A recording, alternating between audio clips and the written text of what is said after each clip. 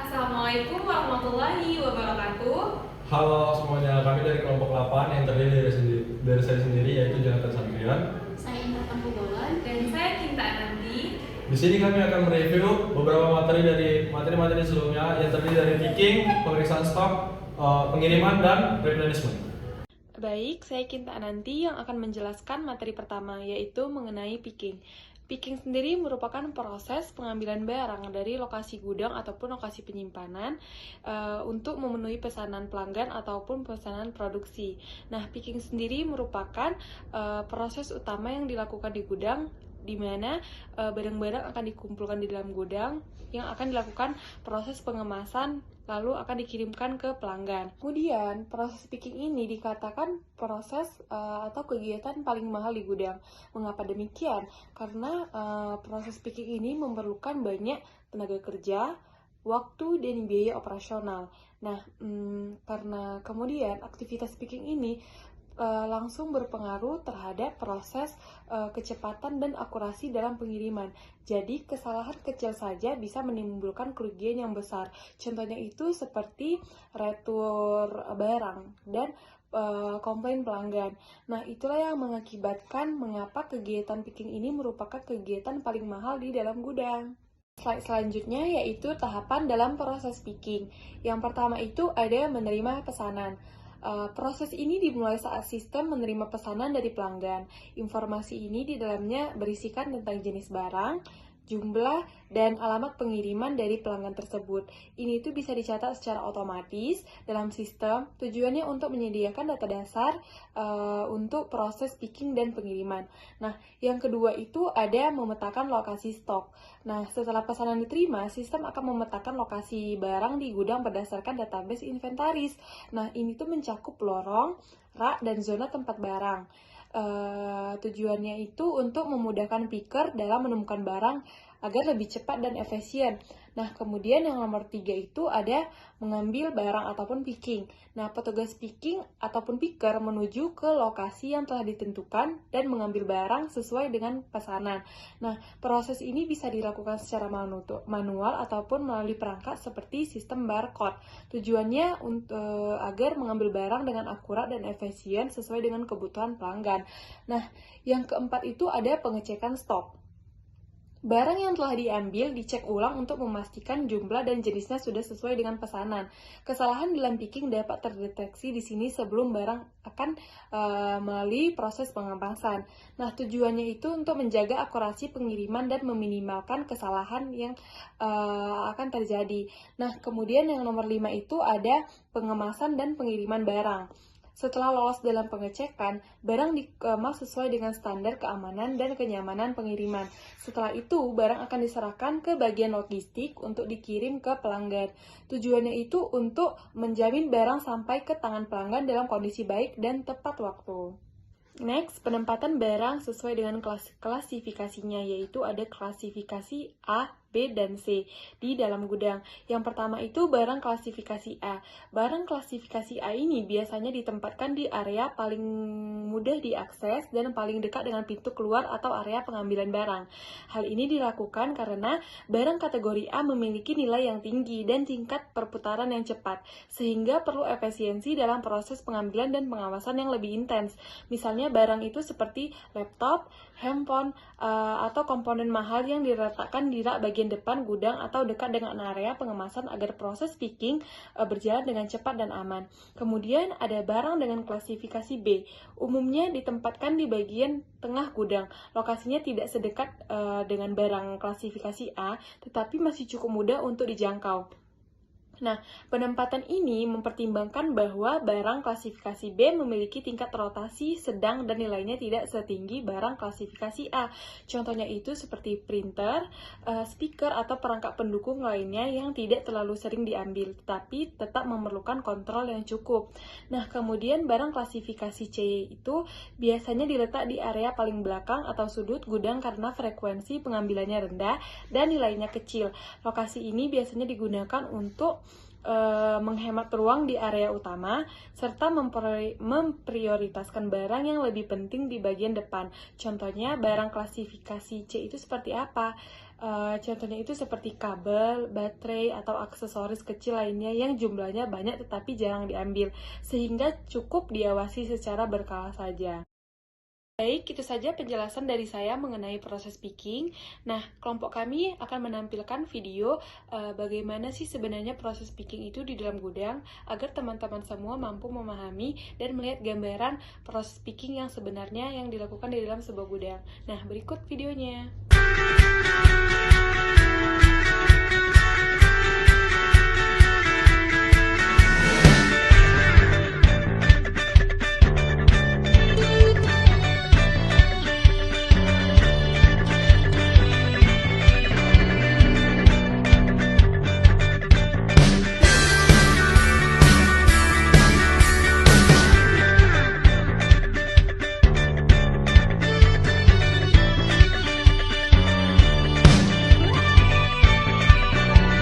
Kita masuk ke pemeriksaan stok, di mana pemeriksaan stok itu adalah proses hitung dan memeriksa jumlah persediaan barang yang ada di gudang atau tempat penyimpanan di suatu bisnis.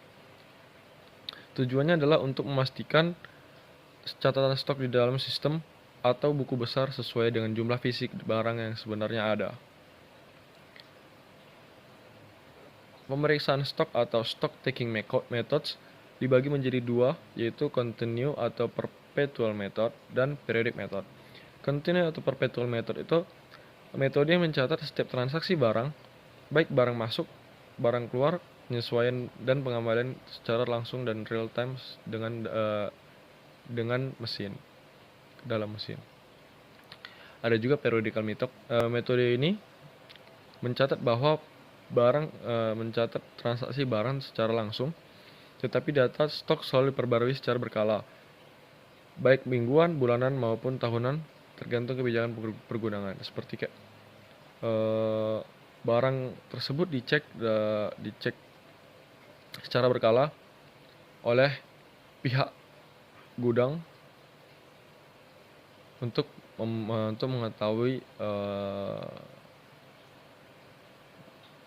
mengetahui data barang tersebut. Berikut adalah kartu laporan stock taking barang.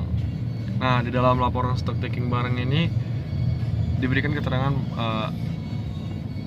ada barang yang hilang, rusak, atau salah catat. Oke, selanjutnya kita masuk ke pengiriman barang adalah proses pengemasan, pelabelan, dan pengiriman barang dari gudang ke pelanggan. Proses ini merupakan tahap akhir dari operasi pergudangan dan memastikan barang yang tepat dikirim kepada penerima yang tepat, dalam kondisi yang tepat, dan tepat waktu. Kondisi yang tepat maksudnya itu kondisi yang baik dan sesuai dengan apa yang diharapkan oleh pelanggan. Jenis-jenis pengiriman barang itu ada banyak. Ada jenis pengiriman barang yang berdasarkan waktu, yaitu pengiriman reguler dan ekspres. Mungkin bisa dikategorikan bahwa pengiriman reguler itu lebih lama dibandingkan pengiriman ekspres jika pelanggan membutuhkan jasa pengiriman yang lebih cepat agar barang yang mereka inginkan lebih cepat sampainya, maka mereka bisa memilih pengiriman ekspres dikarenakan pengiriman ekspres ini memakan waktu lebih sedikit daripada pengiriman reguler. Yang kedua, berdasarkan moda transportasi, yaitu pengiriman darat, pengiriman laut, dan pengiriman udara. Mungkin pengiriman darat bisa lebih lama dari pengiriman udara, dan pengiriman laut bisa lebih cepat dari pengiriman darat, namun tidak bisa lebih cepat dari udara. Bisa dibilang bahwasannya pengiriman udara itu lebih efektif daripada pengiriman darat dan laut. Namun melihat dari jarak tempuh dari pengiriman tersebut, misalkan jika barang tersebut hanya dikirimkan dari daerah ke daerah, bisa memakai darat. Contoh dari Medan ke Deli Serdang, atau mungkin ke kota-kota lainnya seperti Siantar atau sebagainya, mungkin bisa menggunakan pengiriman darat. Namun jika sudah lintas kota, lintas lintas kota mungkin bisa menggunakan laut dikarenakan butuhnya eh, transportasi yang lebih memadai untuk mengirimkan barang tersebut untuk melintasi laut. Dan juga pengiriman udara ini biasanya bagi orang-orang yang sudah menggunakan yang sudah ingin melakukan pengiriman seperti keluar negeri, bisa keluar negeri, atau orang-orang yang memang memang memesan dalam negeri namun membutuhkan waktu yang cukup cepat untuk mendapatkan jasa pengiriman tersebut. Ada juga berdasarkan mode tujuan, pengiriman lokal, pengiriman domestik, dan pengiriman internasional. Nah, pengiriman lokal tadi masih berkaitan dengan pengiriman darat, dimana kalau lokal tersebut itu bisa dibilang bahwasanya barang tersebut akan dikirim ke berbagai daerah terdekat, dan kaitannya dengan pengiriman darat yaitu jika yang dikirim hanya jarak tempuhnya hanya antar daerah, mungkin bisa menggunakan pengiriman darat, maka pengiriman lokal itu berkaitan dengan pengiriman darat.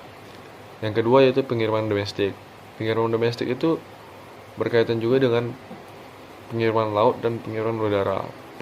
Pengiriman domestik ini bisa dibilang bahwa pengiriman antar kota, seperti contoh Medan Jakarta, atau ke pulau-pulau lainnya yang masih bisa dijangkau dengan laut, namun tidak bisa diharapkan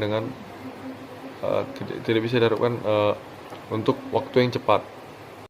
Ketiga yaitu pengiriman internasional. Nah, pengiriman internasional ini bisa juga menggunakan pengiriman melalui kapal, namun bakal banyak waktu yang terbuang dan tidak efektif untuk mencapai waktu yang tercepat untuk mengirimkan barang. Nah, jadi pengiriman internasional ini berkaitan dengan banyak menggunakan fasilitas pengiriman udara dalam pengiriman internasional, karena kan jarak tempuh yang jauh, maka barang tersebut harus sampai dengan tepat waktu. Maka dari itu banyak yang memilih pengiriman udara jika sudah masuk dalam pengiriman internasional. Proses pengiriman barang juga ada banyak. Nah, proses-prosesnya itu satu, dispatch, kedua packing, ketiga penyusunan dokumen pengiriman, keempat penjadwalan pengiriman, kelima pengangkutan barang atau shipping, keenam pelacakan pengiriman, ketujuh penerimaan dan serah terima barang. Kita menonton video dari pengiriman barang.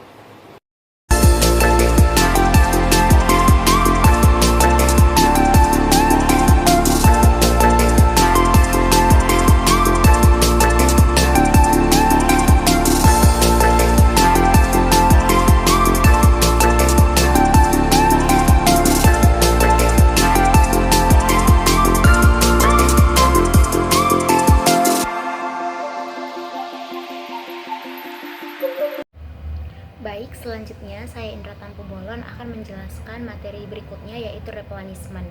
Seperti yang sudah terlihat di layar, replenishment itu adalah aktivitas untuk memesan kembali sejumlah barang yang berguna untuk menambahkan persediaan stok di gudang sebelum persediaan stok barang tersebut habis. Nah, hal ini berguna agar bisnis dapat mengantisipasi jika terjadi lonjakan permintaan, jangan sampai kehabisan persediaan. Nah, di sini itu intinya replenishment ini adalah proses aktivitas gudang yang berfungsi untuk mengisi ulang barang di dalam gudang karena ya sudah mulai menipis ketersediaannya di gudang. Karena ini tuh berfungsi. Nah, apabila terjadi lonjakan permintaan dari pelanggan tidak akan terhambat karena stok barang itu tetap ada. Nah, itulah fungsi dari replenishment ini. Nah, proses replenishment ini sebenarnya proses pengiriman barang dari gudang cabang ke gudang utama. Selanjutnya, apa sih proses replenishment itu apa saja? Ada 4 tahap. Yang pertama yaitu retail order trigger. Ini adalah tahap di mana gudang itu merasa stok barangnya itu sudah mulai menipis, jadi perlu dilakukan pengisian ulang. Nah, di sini dalam menentukan jumlah barang yang ingin diisi kembali itu harus tepat jumlahnya, karena agar tidak memicu penambahan biaya dalam penyimpanan, biaya sewa penyimpanannya gitu. Jadi tidak membuat rugi lah. Yang kedua, tahap retail order entry, di mana perusahaan memesan barang kepada produsen dengan memberikan rincian secara akurat jumlah barangnya dan juga jenis barang yang diinginkan yang dipesan. Jadi nanti pas saat barang itu sampai tidak ada miskomunikasi dan tidak terjadi kesalahan. Yang ketiga, retail order fulfillment. Tahap ini adalah tahap dimana tracking, jadi memantau barang itu bakalan sampai di gudang utama dengan tepat waktu, karena kan dalam pengisian barang ini harus tepat waktu ya, tidak terlalu cepat dan tidak terlalu lama. Yang keempat yaitu tahap retail order receiving. Ini adalah proses ataupun tahap pada saat barang itu sudah sampai di tangan gudang utama. Pada saat ingin dimasukkan ke dalam gudang itu harus dicek terlebih dahulu apakah barang itu sudah sesuai dengan permintaan, mulai dari jenisnya, mulai dari jumlahnya, kualitas dan kondisi barang itu. Jadi apabila sudah sesuai, boleh untuk langsung dimasukkan ke dalam gudang untuk dilakukan proses berikutnya. Selanjutnya ini ada cuplikan video OSHA dari sees this. CEO We're in big trouble. dari suatu gudang Ship Hello, Hero. I'm Aaron Rubin, CEO of Ship Hero. I'm at one of our owned facilities, and I want to explain what replenishment is and what your typical process will kondisi be of real doing time it. So, proses if you look out here, aktivitas, you'll see a typical picking replenishment area itu di where you gudang have mereka, Ship Hero lots of ini. small Nah, boxes, di sini each dia of which have menunjukkan different di mana products, letak which is the ideal way to pick. stok barang itu, But if you look on dan this di side, sebelah yang you'll dia see we have tunjukkan pallets, which itu are juga have many kondisi boxes barang yang of the belum exact same product. Now, why don't you just dilabeli dan pick belum from a dimasukkan ke pallet? dalam And it's like if you replace each of tempatnya those little masing-masing. boxes with the pallet originally came on, Di sini there dia would not be menjelaskan enough room in the bagaimana warehouse, and sistem you would yang also dia end up walking gunakan. Nah, for ini dia miles because it would just take up so menunjukkan much more space. So bagaimana when stock comes in, oftentimes you get a Di sini pallet juga worth dia of the goods, you just menjelaskan store that bahwa, pallet, but then you only want to be able to barang-barang pick itu out of a bahwa single sebenarnya box of replenishment it. itu So apa? replenishment is Nah, the di sini dia process of menjelaskan moving one process of or a moving few one boxes of out of a or pallet a few and boxes out putting it of into a a pickable pallet area. and putting If you in have a really fast pickable move where you're picking area. from the Nah, pallet, di sini you dia still end up menjelaskan bahwa replenishing because what will replenishment often itu happen adalah is suatu kondisi with a atau SKU with proses that di mana velocity, you have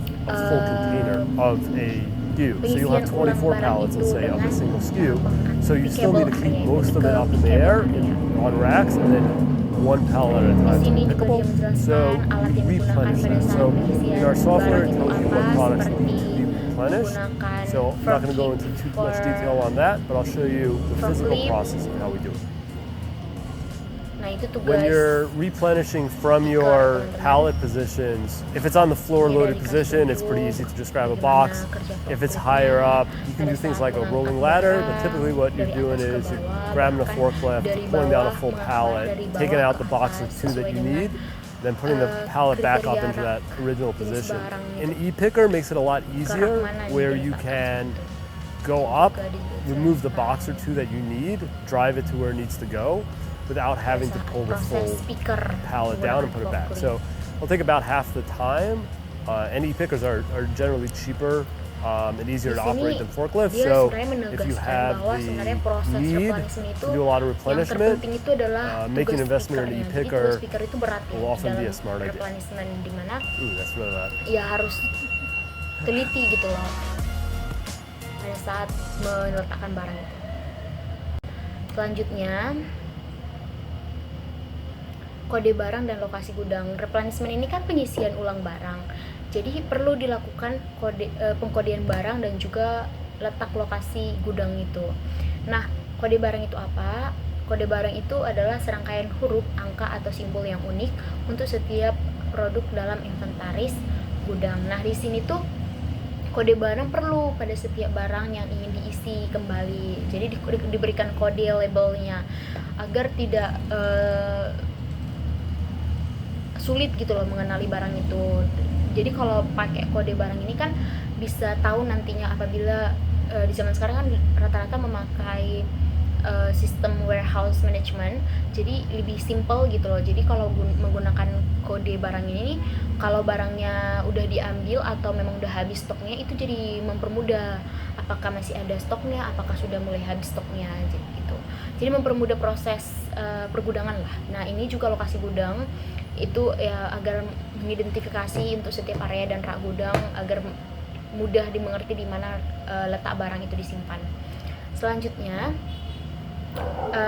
aktivitas replenishment itu ada beberapa, ada 6 ya, layanan nilai tambahnya seperti pelabelan ulang, mencetak harga, pengepakan kembali, bundling atau beli satu dapat satu, merakit, dan sampai perbaikan dan peremajaan.